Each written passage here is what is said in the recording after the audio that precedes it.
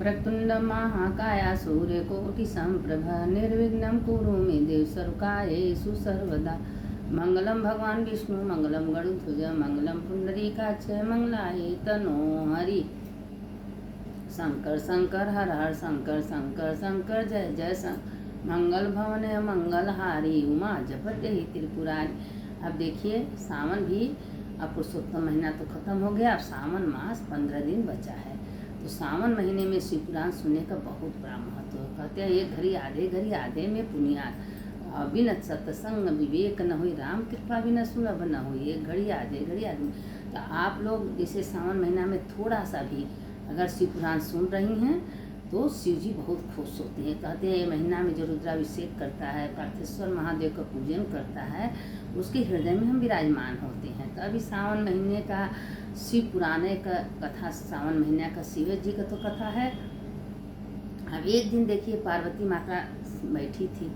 अब भोलेनाथ से हमेशा कही थी कि प्रभु हम बार बार जन्म लेते हैं, बार बार मरते हैं, बार बार जन्म लेते हैं, 108 बार मेरा जन्म हो चुका है। आप ऐसा क्या किए हैं कि आपकी मृत्यु कभी नहीं होती, आज अजर अमर है। हम कितनी बार जन्म लिए, कितनी बार मेरी मृत्यु हुई, लेकिन आप वैसे के वैसे हैं। तो कहें कि देखिए पार्वती इसका रहस्य है। कहें क्या रहस्य है? कहें इसका ये रहस्य है कि हम अमर कथा सुने हैं, और जो भी प्राणी अगर अमर कथा सुन लेता है वो अमर हो जाता है, उसकी मृत्यु कभी नहीं होती है।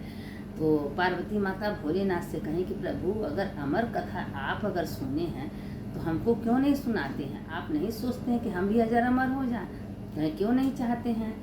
तुम सुनना चाहती हो, तुम सुन लोगी? कहें हाँ सुन लेंगे। कहें ठीक है, अगर तुम अमर कथा सुनना चाहती हो तो चलो मेरे पास, मेरे साथ। ले गए।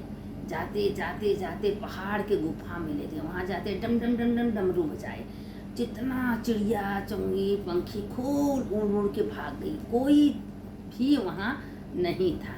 आओ सब उड़ गया। कहें पार्वती तुम जाओ खोज के आओ कि देखो कोई तो जानवर है नहीं। देख के आई, कहीं नहीं महाराज कोई नहीं है प्रभु, खाली एक मरतकहा छोटा सा बच्चा है, उसको जान नहीं है। अच्छा ठीक है। अब गुफा में ले गए। अब ले जाके गुफा में पार्वती जी को अमर कथा बाबा विश्वनाथ सुनाना शुरू कर दिए। जब अमर कथा सुनाना शुरू कर दिए तो अमर कथा जितना कथा होते जा रहे हैं, अमर कथा आधा, पार्वती उतने बीच में सो गई। जब पार्वती सो गई तो जो मरतकहा तोता था उसमें जान आ गया। उसमें जब जान आ गया तो अब भोलेनाथ पार्वती से बोले थे देखो पार्वती कथा तो हम सुनाएंगे लेकिन तुमको हुकारी भरना है। तो पार्वती कहे ठीक है प्रभु। अब थोड़ी देर तो पार्वती हूँ की, उसके बाद सो गई। अब सोने के बाद तोता को जान आ गया, तोता हूँ करने लगा। अब पूरा अमर कथा भोलेनाथ सुना डाले, और सुना डाले पूरी अमर कथा तोता के कान में चला गया। जब तोता के कान में चला गया तोता एकदम जीवित। अब पार्वती भोलेनाथ देख रहे पार्वती तुम सो गई हो? हाँ प्रभु हम तो सोने ही नहीं, हमको नींद आ गई, हम सो गए। तो तुम सो गई तो हुकारी कौन भर रहा था? तो कहे हमको नहीं पता प्रभु। जब देखें तो जो छोटा सा चिड़िया था उसको जान लगा, फुर्रते उड़ गया। उसका नाम था सुखदेव। अब भगवान त्रिशूल लेके उसके पीछे पीछे पीछे पीछे दौड़ने लगे। अब दौड़ते दौड़ते दौड़ते भगवान कहाँ गए? अब वो जाते जाते एक व्यास जी की पत्नी थी, अपने दरवाजा पर सोई थी, और सो के जमाही ले रहे थे। वो तोता सुख जो थे उनके पेट के अंदर चले। अब पेट के अंदर गए, भगवान बाहर बैठ गए। तो जब व्यास जी आए तो पूछे कि प्रभु आप कैसे? तो सब बताएं कि अरे हम अमर कथा सुना रहे थे, कोई नहीं था, एक मरतका पंछी था, वो सुन लिया और उसके पीछे हम दौड़े हैं तो आपकी पत्नी के पेट में चला गया। तो कहे प्रभु कौन कथा सुना? कहे अमर कथा। कहे भगवान बताइए, आप सोचते समझते नहीं, जब अमर कथा कोई सुन लिया तो अमर हो गया, उसको आप तो मार नहीं सकते। अब भगवान भोलेनाथ तो विचार ही नहीं किए थे कि हमारा ही बनाया दुनिया, हम ही इसमें भूल कर बैठे हैं। अब व्यास जी भोलेनाथ से कहे, भोलेनाथ तो इसी समय चले गए। जब चले गए तो 12 साल तक ओम नमः शिवाय ओम नमः शिवाय ओम नमः शिवाय वो जो तोता था वो व्यास जी के पत्नी के पेट में था। और 12 साल तक निकल ही नहीं रहा था। तो बहुत व्यास जी भोले सब कहा तुम बाहर निकल जाओ, तुमको कोई ताड़ना नहीं देगा, तुम अजर अमर हो गए हो, तुमको कोई मार नहीं सकता।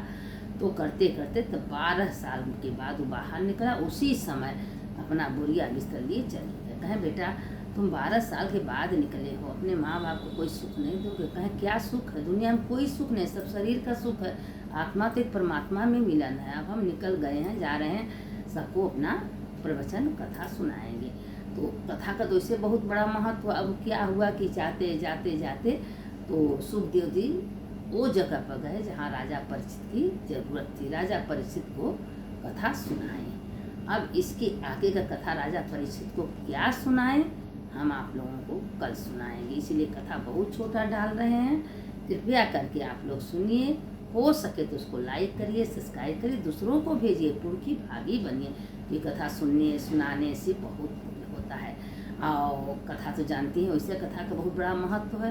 और वो शिव जी का कथा, तो शिव जी का तो अद्भुत कथा है, शिव जी का कथा बहुत है। अब इसके आगे आगे आप लोगों को थोड़ा थोड़ा रोज कथा भेजेंगे, आप लोग सुनिए। सावन महीना है, शिव जी का कथा है, सुनने से समस्त पाप तत्काल नष्ट। शिव जी उसके हृदय में विराजमान होते हैं। सुनने वाले की जय, सुनाने वाले की जय। शंकर शंकर हर हर शंकर, शंकर शंकर जय जय शंकर। एक सावन महीने का कहानी हम आप लोग को डाल रहे हैं, सुनिए।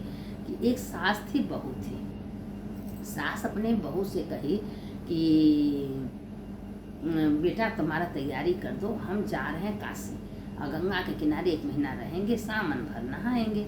तो कही ठीक है माँ जी। अब वो क्या की कि खूब बढ़िया अपना जितना सारा सामान कुल था अपना तैयारी कर ली। तो अपने सास को गई कंडा में से दुनिया का गोबर बटोर के लिए ओकर गोला गोला लड्डू बना दी, बना के झोरा में भर के दे दी। सास थी ना, सास को दे दी। अब सास को तो पता नहीं था, सीधी सादी थी, गई काशी।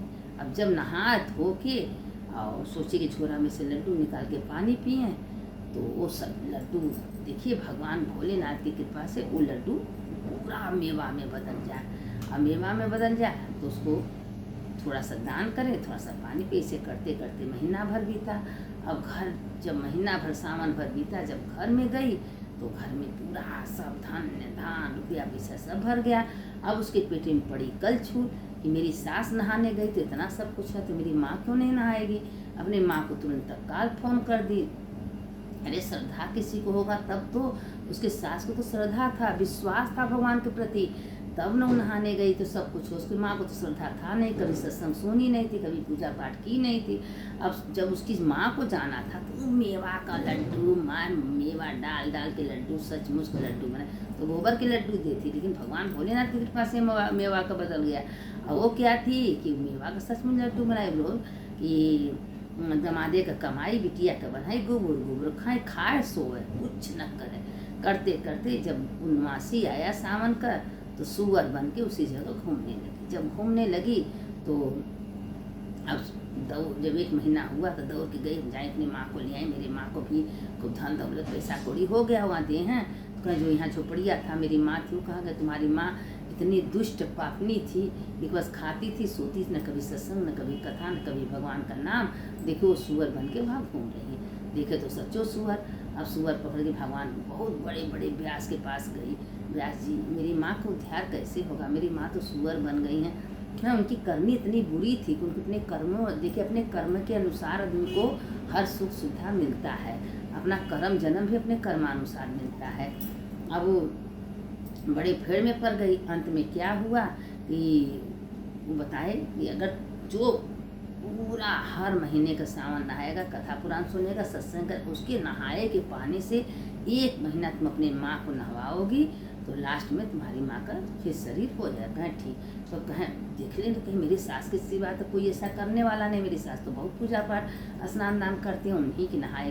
कहे माँ जी क्षमा करिए, लगी रोने गाने, आपके संग हम बहुत बुरा किए, हमको नहीं पता था, आप इतनी अच्छी हैं, आपको हम गोबर। कहें तुम नहीं दी बहू, मेरा कर्म हमसे करवाया, तुम तो दी जो दी, लेकिन भगवान ने तो उसको अच्छा बना दिए, हमारे मन में कोई भेदभाव नहीं। कहें कि माँ अपना नहाए जल दे दो, मेरी माँ को ठीक हो जाए। 1 महीना वो नहा के जब पानी छोड़ती थी तो अपने माँ को नहवा देती। जब नहवाती थी, जब 1 महीना बीता तो उसकी माँ जो है सूअर से फिर उतरे मनुष्य में और लगी अपने समधन के पैर में माफ़ी मांगने, रोने गाने कि आप क्षमा कर दीजिए, हम बहुत अत्याचार आपके साथ किए। सही बात है, जो धर्म से रहता है, जो अच्छे कर्म करता है, उसका साथ भगवान देते हैं। जो बुरा कर्म करता है, दूसरे का निंदा करता है, चुगली करता है, कभी कोई अच्छा कर्म नहीं करता, कभी कोई अच्छी काम नहीं करता, कोई सत्संग नहीं जाता, कोई भगवान का धर्म कर्म पूजा नहीं करता, उसका साथ भगवान नहीं देते। अब हमको समझ में आ गया। उसी समय से उसकी माँ बेटी का दोनों को बुद्धि सुधर गया।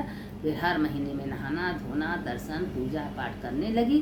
जैसे उसकी सास को भगवान देव से शक्त हो गई, जिसको उसकी माँ को देव से किसी को न दे। सुनने वाले की जय, सुनाने वाले की जय। जो इस कथा को सुनता है उसकी भी जय होता है, जो सुनाता है उसकी भी जय। शंकर शंकर हर हर शंकर शंकर शंकर जय जय शंकर। मंगल भवन या मंगलहारी, उमा जपत ही त्रिपुरारी। हर हर महादेव शंभो काशी विश्वनाथ, गंगे माता पार्वती संगे। हर हर महादेव, घर घर महादेव।